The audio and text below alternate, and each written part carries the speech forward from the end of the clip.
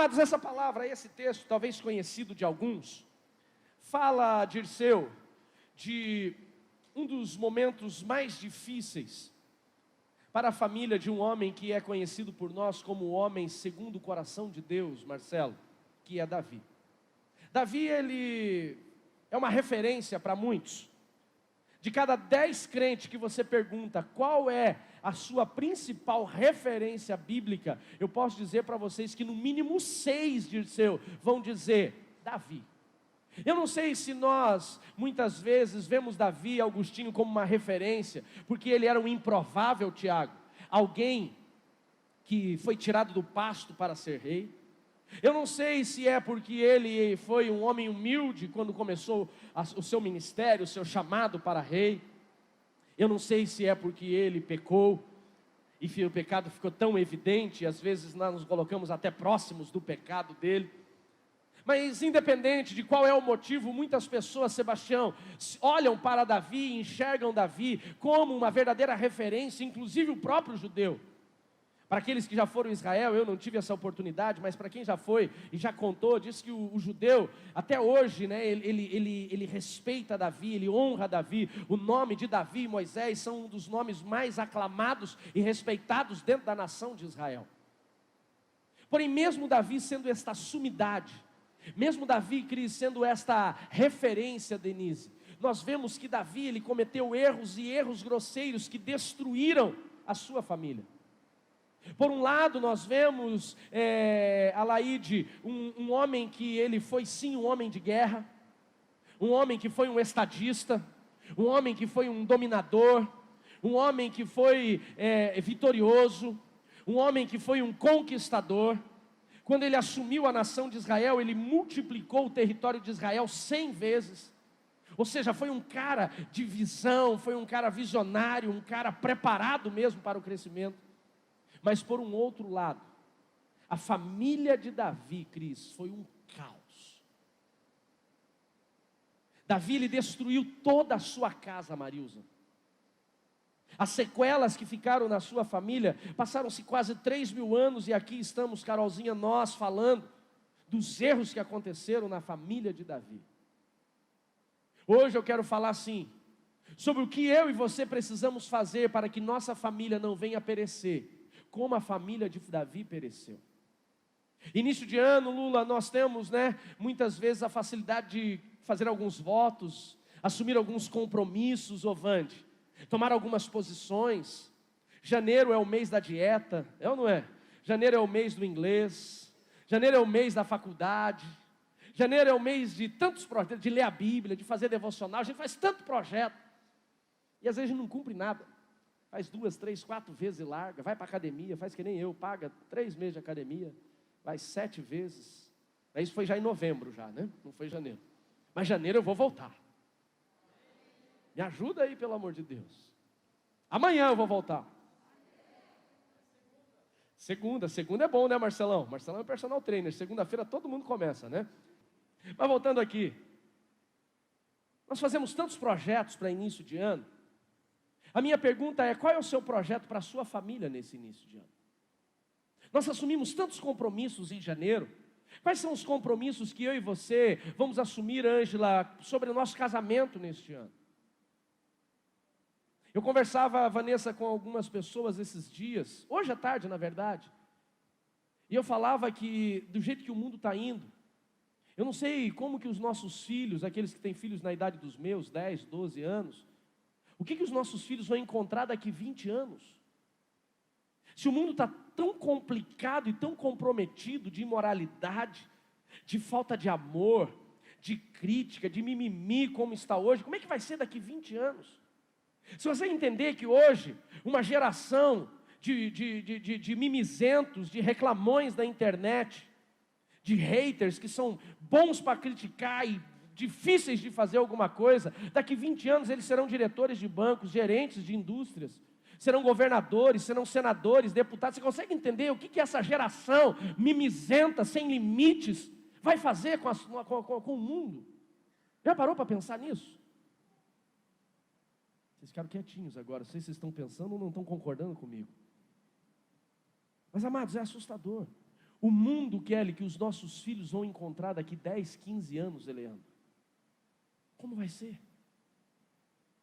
Nós só vamos conseguir mudar o que vai acontecer daqui 20, 30 anos se nós começarmos a aplicar princípios dentro da nossa casa agora. E se nós não aplicarmos os princípios dentro da nossa casa agora, é muito provável que nós vamos sofrer aquilo que Davi sofreu, com a falência, com a decadência da sua família. Está na hora de nós nos posicionarmos dentro da nossa casa, e antes de fazermos o projeto de comprar um carro novo, que não é errado, antes de fazermos o projeto de trocar de casa, antes de fazermos o projeto da faculdade, do inglês, da perda de peso, da musculação, nós fazemos projetos para o nosso casamento, para a nossa família. E dizemos, a minha família este ano, ela vai entrar no eixo, as coisas vão arrumar. Posso ouvir um glória a Deus por isso? Não dá mais para a gente empurrar com a barriga. Os grandes problemas da sociedade, eles estão sendo gerados por, número 1, a ausência de hombridade, homens que não cumprem o seu papel. Homens adultos com 30, 40 anos, solteiros que ainda moram com os pais. Homens casados, que o seu principal lazer ainda é o jogo do videogame. Não tenho nada contra o videogame, mas a gente tem que entender, em algum momento a gente vai ter que amadurecer. Homens que geram filhos e abandonam os seus filhos e só pagam pensão para não ir preso. Você consegue avaliar isso? Homens que não são referência para os seus filhos. Segundo elemento gerador de crises hoje na sociedade são famílias disfuncionais, famílias que não funcionam, pais que geram filhos e abandonam para os avós cuidarem, famílias onde o pai e a mãe não têm papel nenhum de proteção, direção, de organização, de afeto e nutrição. Pais que fazem escolhas, e preste atenção em mim, eu não tenho nada contra você trabalhar, mas pais que eles escolhem dar mais atenção no seu trabalho do que dar atenção para os seus filhos. Sabe por que nós encontramos hoje uma geração chata, uma geração reclamona, uma geração que qualquer coisa que você fala na internet hoje é motivo para os caras reclamarem, para eles fazerem textões? Sabe por quê? Porque eles não foram abraçados, porque eles não tiveram afeto, porque os pais compraram eles com presentes, porque não tiveram tempo para eles, não tiveram limites, não tiveram direção. Por isso que estão se tornando o que estão se tornando. E casamentos que não operam do jeito que deveriam operar, crises conjugais, pais que não têm controle nas discussões, nas brigas, nas acusações. Se um filho cresce vendo o pai ofender a mãe, como que ele vai fazer quando ele for casado? Ele vai seguir os mesmos exemplos. Se uma filha cresce vendo a mãe desrespeitar o marido, o seu pai, como que ela vai crescer achando que ela pode agir do mesmo jeito? Os nossos casamentos, eles são a balança do caráter dos nossos filhos. Mas nós estamos muito preocupados com a perda de peso, com 5 quilômetros por dia, com a faculdade que a gente vai fazer, e nós não estamos nos posicionando. Hoje a palavra ela tem um papel: nos tirar ou nos dar instrução de como sair de uma crise familiar, ou nos ensinar a evitar uma crise familiar. Davi foi um homem que conquistou, como eu falei, 100 vezes mais do que ele assumiu no território de Israel.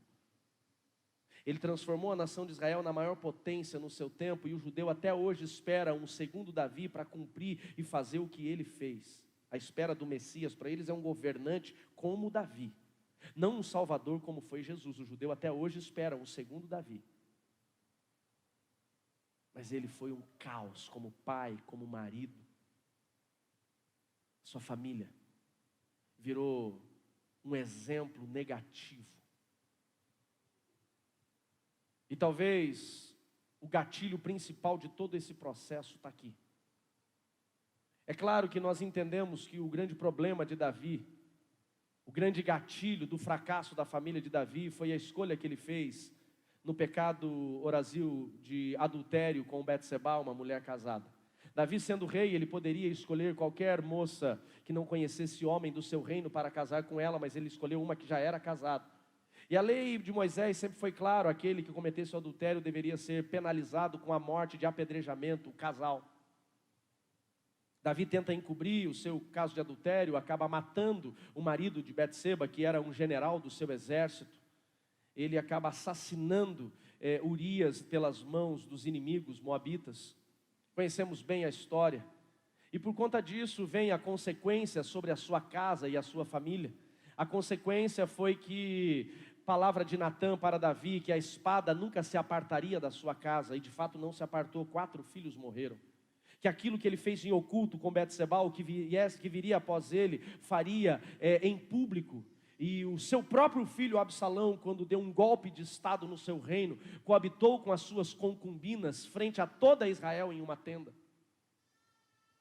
Ou seja, o grande gatilho para o fracasso da família de Davi foi o pecado de adultério que ele cometeu com Betseba.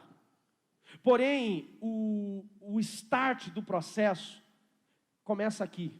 O start, o início da consequência do seu pecado, começa nesse texto que lemos aqui. É autoexplicativo, então eu não preciso ficar entrando em detalhes. Mas como lemos aqui, Antoninho, nós descobrimos que o texto de 2 Samuel, capítulo 13, verso 1, fala de Aminon, o filho mais velho de Davi, o príncipe que seria o herdeiro do trono, que assumiria o trono como rei de Israel na ausência de Davi. Um jovem que foi criado, preparado para ser o rei da nação de Israel, se apaixonando pela sua própria meia-irmã, Tamar. Se não fosse o suficiente apenas se apaixonar, a Bíblia diz que ele ouve o conselho de um amigo e ele então abusa da sua irmã. Quando eu falo abuso, todo mundo entende, né? Não preciso entrar em detalhes aqui, né? Ele abusa da sua própria irmã. Isso traz um ódio terrível no coração do seu irmão de pai e mãe. Por que nós precisamos entender? Davi, ele teve algumas mulheres, e cada mulher lhe deu filhos. Aminon era filho de uma mulher, Absalão e Tamar era filho de outra mulher, e depois o próprio Salomão, que assume o reino de Israel, era filho de outra mulher. Adonias, que também dá problema, é filho de outra mulher. Mas vamos pegar aqui o processo aqui de Tamar e Absalão junto com Aminon. Então Aminon, ele era irmão de Tamar por pai, e ele se apaixona pela própria irmã. Ele, como foi um cara que ele nunca recebeu não na sua vida, violenta a sua própria irmã. Absalão fica esperando que o pai tomasse uma posição, mas o pai não toma essa posição, Adriano. Então Absalão, indignado, querendo vingança contra aquilo que foi feito contra a sua irmã, mata Amnon. Davi mais uma vez não se simplesmente rejeita Absalão. E esqueci a palavra agora, ele baniu, como que é a palavra? Exilou, é essa a palavra que eu queria. Ele baniu Absalão, ele exilou Absalão para uma terra distante. Nunca sentou ou com Aminon, que violentou a irmã, ou com Absalão, que matou o próprio irmão. Aquilo tomou, pastor Anéia, o coração de Absalão, de tal forma que ele se rebela contra o próprio pai, dá um golpe de estado, toma o reino do pai.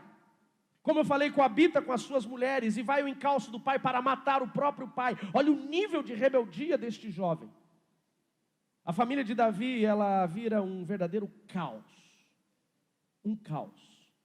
E tudo começa com o episódio de Aminon violentando a própria irmã. Esse texto eu quero tirar 3 lições fundamentais para você nesta noite. Para mim e para você. Independente de você ser casado ou solteiro. Que nós precisamos avaliar se temos errado ou não nestas áreas. E se erramos, ainda dá tempo de consertar. E se não erramos, nós vamos nos prevenir contra esses erros, senão a nossa casa, a nossa família, provavelmente, pode se comprometer. Volta comigo lá no texto novamente, por favor, 2 Samuel, capítulo 13, verso 1.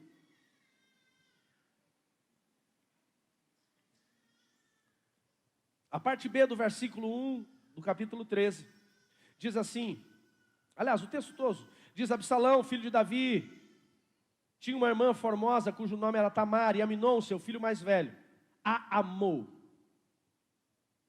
E tanto que amou, que angustiou Aminon até adoecer por conta da sua irmã, que ainda era virgem, porque sabia que era impossível aos seus olhos ter alguma coisa com ela. Porém, um dia, o seu amigo Jonadab, que na verdade é um primo, filho do irmão de Davi, perguntou para ele por que ele estava desta forma, e a Bíblia apresenta Jonadab como um jovem sagaz, maldoso, espertalhão.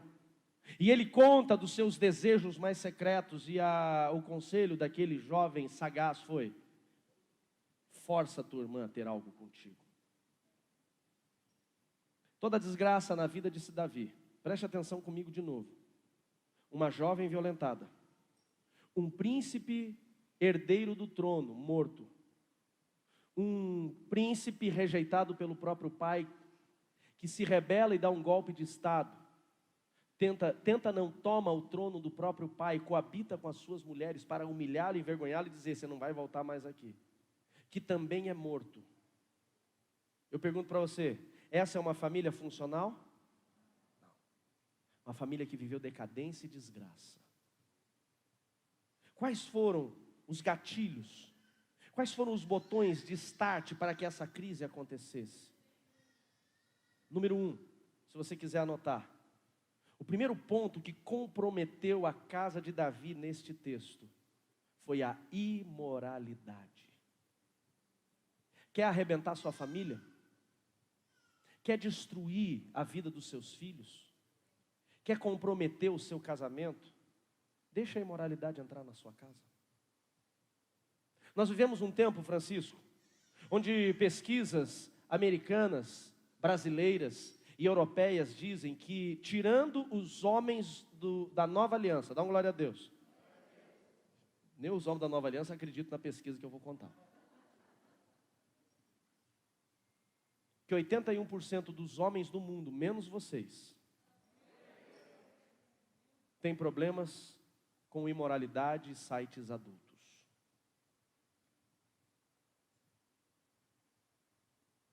Uma pesquisa brasileira diz que 42% dos homens no Brasil dizem que já frequentaram ou ainda frequentam prostíbulos. Que 63% dos homens brasileiros admitem que já adulteraram ou traíram em algum momento. E que 42% das mulheres brasileiras também dizem que já adulteraram ou traíram em algum momento. Nós vivemos numa cultura, Will, onde a imoralidade ela faz parte da vida do brasileiro, infelizmente. Quando você conversa com um gringo e pergunta para aqueles que conheceram o Brasil, como eles veem o Brasil, eles dizem: samba, mulata. Essa é a visão que o Brasil é vendido lá fora. Agora eu acredito que o Ministério do Turismo ele tem tentado mudar essa cultura, mas por muitos anos, quando se viajava para fora e via propagandas do turismo brasileiro, eles apresentavam a Sapucaí. Eles apresentavam as mulheres sem roupa, dançando e rebolando no carnaval. E ele dizia: Brasil, a terra do prazer. A imoralidade ela é algo que ela faz parte da vida, infelizmente, de muitos brasileiros. Sem entenderem que quando se deixa entrar a imoralidade na sua vida, você abre as portas da sua casa para que a imoralidade venha escravizar a sua família, venha comprometer o destino da sua casa. Quem está aqui comigo ainda, diga amém. Independente de ser homem ou mulher, independente de qual nível de imoralidade. Quando eu falo imoralidade, imoralidade é imoralidade. Seja através de sites, através de filmes, através de atos. A imoralidade ela tem sido um dos grandes agentes de destruição da família. Preste atenção comigo aqui na construção deste processo. Quando nós lemos esse texto, Juliana, aliás, antes de ler esse texto, eu dei uma explanação rápida da história de Davi. E eu contei para vocês que Davi, ele coabitou com a mulher do general do seu exército, ou seja, cometeu adultério. Um dia no dia onde os reis deveriam estar nas batalhas, ele ficou em casa porque ele estava bem demais. O cara tinha dominado tudo, ele não tinha que dar satisfação para ninguém, então ele não foi para a guerra. E a Bíblia diz que numa tarde ele se levantou, o cara estava tão de boa que ele estava dormindo à tarde. Irmão, só dorme à tarde quem está de boa, é verdade ou não é? Já viu gente que tem boleto para pagar dormindo à tarde? Só se o cara for muito vagabundo, né? Desculpa, falei, soltei, desculpa. Ou o cara que trabalha à noite, né, Vande, por favor. O cara que trabalha à noite, mas vocês entenderam, aquele que dorme de dia e de noite. O cara não tinha nada para fazer. Levantou uma tarde, passeando pelo terraço, olhou para do outro lado do terraço, a janela de um apartamento, vamos dizer, e lá estava uma mulher se banhando com a janela aberta. A irmã prestava pra caramba, né? Ele olhou, gostou, voltou e disse: nossa, uau, que gata. A Bíblia diz que ele pergunta para um dos servos, quem é? E o servo, com muita sabedoria, diz, é Betseba, esposa de Urias, o heteu, general do teu exército. Ele falou, não importa quem ela é, fala que eu quero ter uma audiência com ela. E o resto vocês já sabem. Davi, ele comete um adultério. Quando ele cometeu o adultério, Priscila, ele abriu as portas da sua casa e da sua família e legalizou a imoralidade, ele legalizou ataques malignos dentro da sua casa. Olha para mim e entenda uma coisa, tudo aquilo que eu e você fizermos, Wesley, vai levar os nossos filhos a fazer algo mais além, mais profundo. Se você faz coisas boas aqui, seus filhos vão fazer algo melhor do que você fez. Posso ouvir um glória a Deus por isso? Eu acredito que se eu ganhar uma alma hoje, meus filhos daqui 10 anos vão ganhar 10. Se eu for um instrumento para edificar uma igreja de 600, de 1000 pessoas, eu creio que meus filhos serão um instrumento para edificar uma igreja de 10.000 pessoas. Porém, William, também uma coisa nós precisamos entender. Se eu faço coisas boas e meus filhos vão além do que eu faço nas coisas boas, quando eu cometo um erro, quando eu trago e abro a porta de um pecado na vida da minha casa, meus filhos vão além daquilo que eu fiz. Davi cometeu um adultério, o filho cometeu um incesto. Adultério é ruim, sim ou não? E o incesto? Davi cometeu um adultério. O seu filho mais velho, o detentor do seu trono, cometeu um abuso, uma violência. Por quê? Porque Davi abriu a porta da sua casa para a imoralidade entrar. Infelizmente nós temos sido tomados por essa cultura de imoralidade. E não estamos nos dando conta, principalmente por conta de uma nova teologia que tem sido pregada ali sobre a graça. A graça diz que você pode fazer o que você quiser fazer, Wesley. Deus perdoa sim ou não? Só que ele esqueceu de dizer que tem uma consequência que vai vir. Cometeu um pecado, abriu a porta para que uma legião de demônios viessem escravizar a sua casa. Olha a desgraceira que isso fez na sua vida. Então, se existe algo que eu e você precisamos evitar nas nossas vidas, evite a imoralidade. Está na hora de nos posicionarmos. Quem é homem? Cadê o macho dessa igreja? Eu sei que a imoralidade ela não é uma coisa só para homem, não. Eu sei disso. Até porque existem situações hoje que as mulheres estão se envolvendo em imoralidade porque os homens legalizaram lá atrás. Mas nós precisamos entender de uma vez por todas, se nós não nos posicionarmos contra a imoralidade, não fecharmos essa porta na nossa casa, os nossos filhos vão sofrer as consequências. Dentro do meu gabinete pastoral, já falei isso aqui para vocês, mas vou repetir. Dentro do meu gabinete pastoral, é uma pesquisa que eu vivo todos os dias nos aconselhamentos. De cada 10 pessoas que me procuram, que informam que foram abusadas na sua infância, 7 delas dizem, quando eu pergunto, que seus pais, ou um dos seus pais, era adúltero. O adultério de Davi descobriu a vida da filha dele para ser abusada. Agora, como que começa um adultério? Não, o cara se vê, meu Deus do céu, o que eu estou fazendo aqui? Começa com um videozinho. O zap zap do Satanás. Vão ter uns vídeos que é o próprio capeta que manda para você. Tenha certeza. Porque começa com o zap zap. Depois começa com os acessos que não deverias ter. Depois começa com a conversinha mole. E o negócio vai indo. E a imoralidade tem destruído famílias.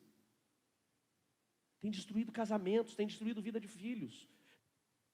O que aconteceu com Tamar, com Aminon e com Absalão, foi Davi que abriu a porta. Foi ele que permitiu. Ele deu o start. Quem está me entendendo? Diga amém. Eu sei que esse é o tipo de coisa que deixa às vezes a gente meio desconfortável. Pô, o pastor vai falar desses assuntos assim. Mas se a gente não se posicionar, a gente seja solteiro ou seja casado, nós vamos comprometer a nossa casa, o nosso casamento. Vamos comprometer nossos filhos. Aquilo que eu faço, meu filho vai além. Davi cometeu um adultério, o filho cometeu um abuso, cometeu um incesto. Porque tem mais peso. Qual é o legado que nós estamos deixando na vida dos nossos filhos? Entenda a diferença de herança e de legado. Herança é o que eu deixo para eles, legado é o que eu deixo neles. Quando existe imoralidade, o legado que nós estamos deixando na vida dos nossos filhos é um legado de imoralidade. Sabe por que a sociedade ela está corrompida? Porque os nossos pais, os nossos avós já têm deixado legados e heranças de imoralidade nas nossas vidas e nós não temos entendido isso.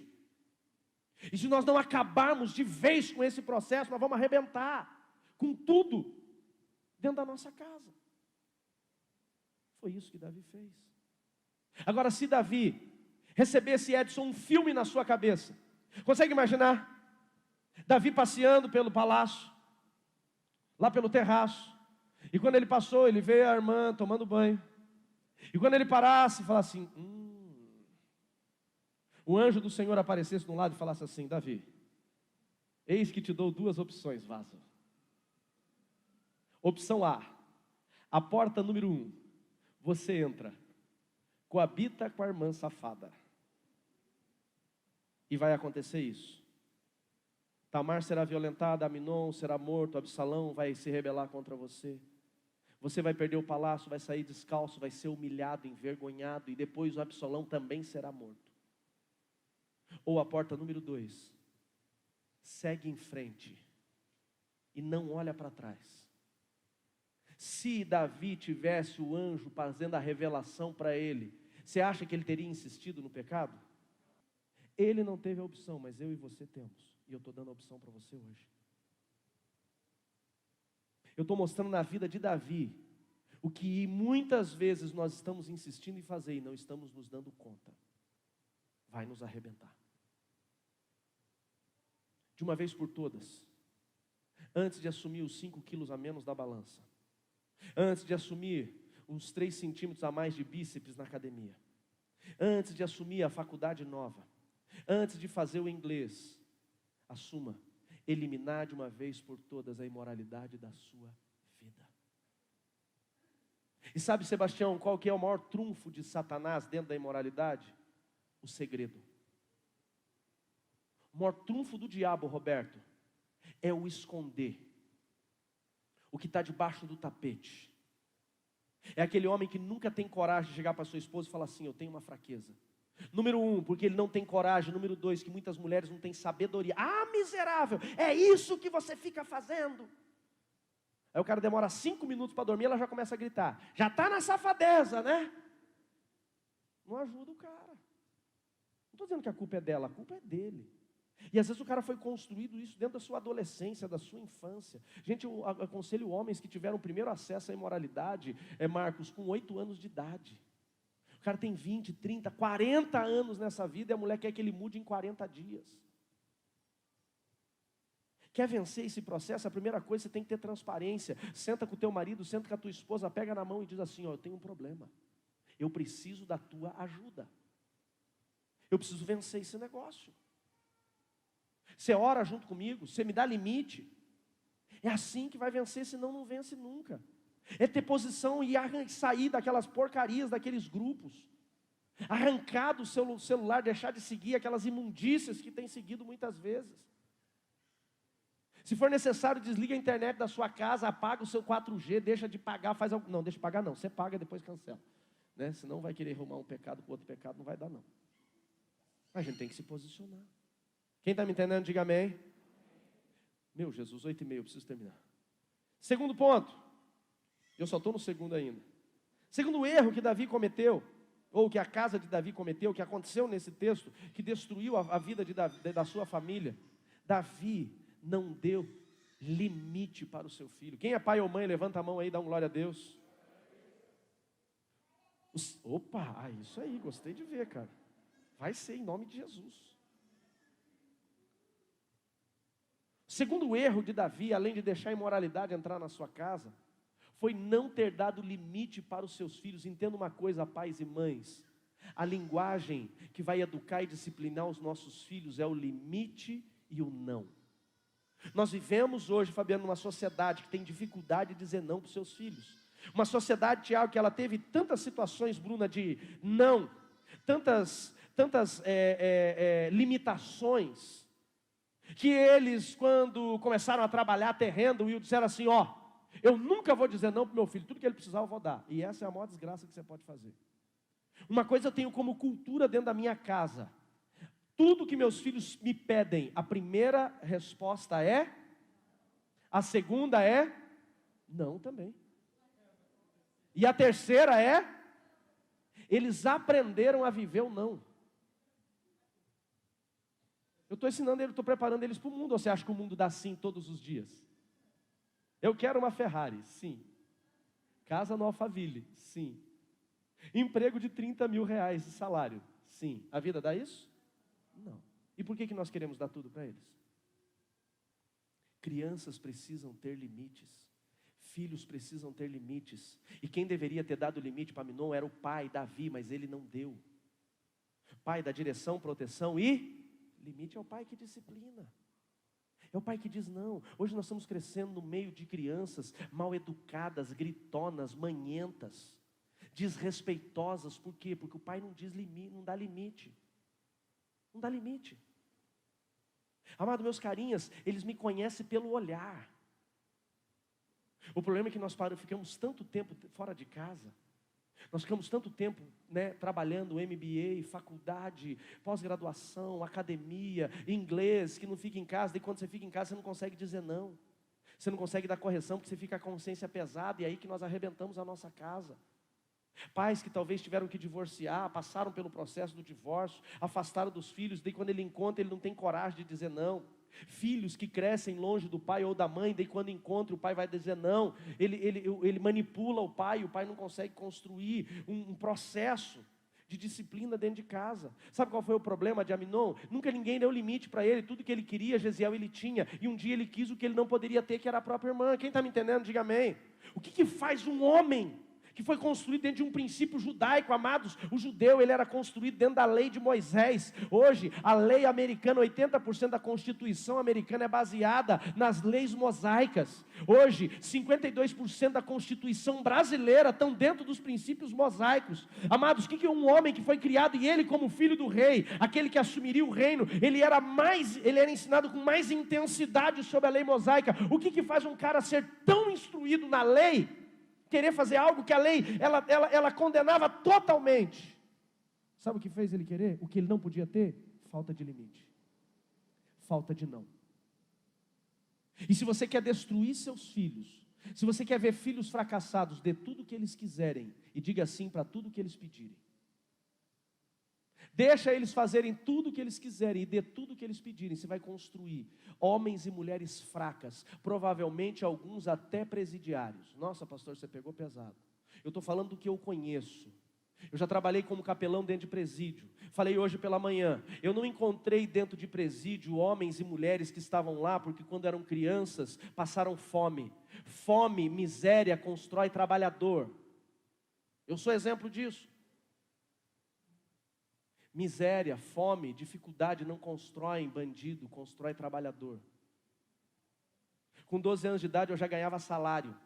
Com 8 eu vendia coxinha. Com 12 eu ganhava salário. Com 14 eu tive carteira assinada. E desde então nunca mais parei de trabalhar. Sabe o que constrói bandido? Falta de limite. Falta de não. Ele tem tudo o que ele quer ter. E aí quando ele cresce ele não pode conquistar porque ele não tem renda para isso. Então ele acha melhor roubar do que trabalhar. Quer destruir a vida dos seus filhos? Dê tudo o que eles querem. Mesmo que você tenha condições, se você quer que eles sejam bem-sucedidos, construa nãos. Não, não, limite, não vai, não agora, não pode. É isso que vai construir homens e mulheres fortes. Posso ouvir um amém por isso? E o último elemento desse texto, que arrebentou com a família de Davi, está no verso 3, perdão. E tinha, porém, Aminon um amigo cujo nome era Jonadab. O terceiro elemento que tem comprometido famílias são influências erradas, negativas. Tem um autor americano que é palestrante, escritor, chamado Jim Rohn. Ele diz que nós somos a média das 5 pessoas às quais nós nos relacionamos. E agora eu não estou falando de amizade dos seus filhos, eu estou falando das suas amizades, das nossas amizades. Quer destruir sua família? Deixa qualquer pessoa entrar na tua intimidade. Quer arrebentar com o seu casamento? Começa a andar com pessoas que te afastam de Deus. Quer destruir seu relacionamento familiar, o seu destino? Traga pessoas que não têm princípios para perto de você e você vai se arrebentar. Na verdade, tudo que eu estou compartilhando com vocês começou exatamente nesse ponto aqui. Relacionamentos. Hoje, talvez um dos elementos que mais tem comprometido pessoas e tem destruído casamentos, famílias, sonhos, projetos, são amizades erradas. Quantos homens e mulheres se envolveram com alcoolismo, com vícios, com droga por conta de amizades? Quantos cometeram adultério por conta de amizades?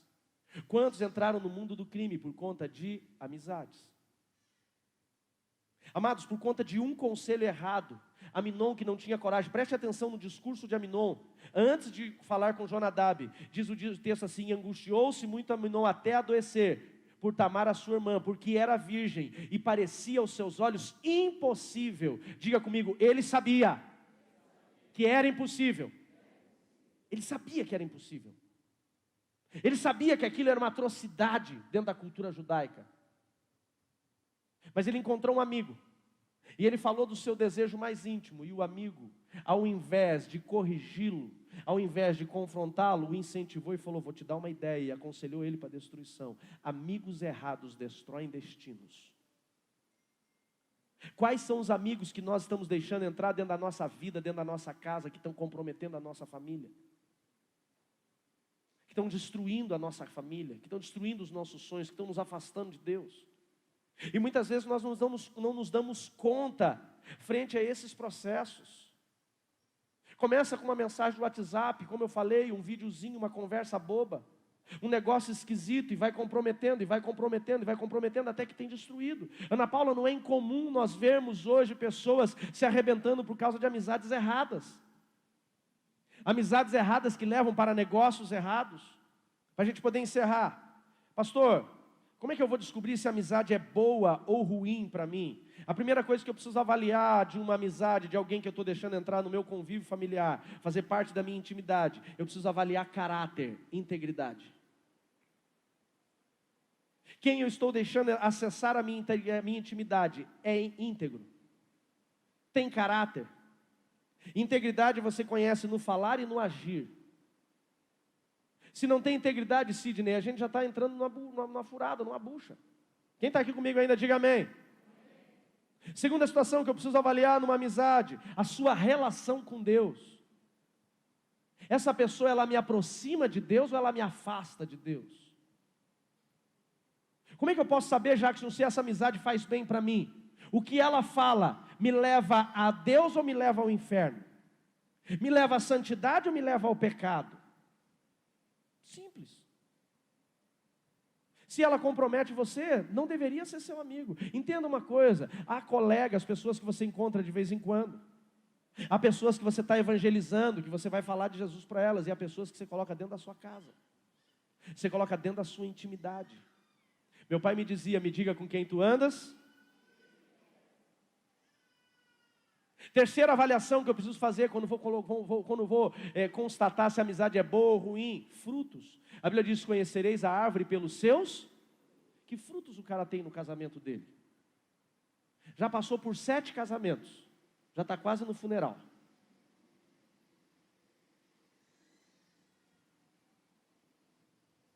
O cara não tem nada na vida, ou o que tem é errado. Que fruto é esse? É esse fruto que você quer? E uma coisa, homens e mulheres, nós precisamos entender: muitas vezes o nosso cônjuge, ele tem sido o termômetro de Deus na nossa amizade, nós não estamos nos dando conta. Quantas mulheres falam para os seus maridos: não gostei desse cara? Você fala assim: nossa, não posso arrumar um amigo, que você começa a perseguir. Irmão, e parece que aquele que ela não gosta é aquele que dá errado. Não é um negócio? É ou não é? E depois você tem que ouvir: te falei. Homens também, pais, avalia isso. Avalie, escolha pessoas que te aproximem de Deus. Número 2, tenha amizades com pessoas que te confrontam. Nós não gostamos, Adriane, de confronto, mas o confronto é necessário. O confronto é divino. Deixe pessoas te confrontarem. Quem está aqui ainda, diga amém. Hoje nós vivemos um tempo onde as pessoas não querem ser confrontadas. Elas não querem ser posicionadas. Você tem que ter pessoas na sua vida e tem que dar liberdade para as pessoas te confrontar. Tem pessoas que colocam a mão no seu ombro e dizem assim: você está errado.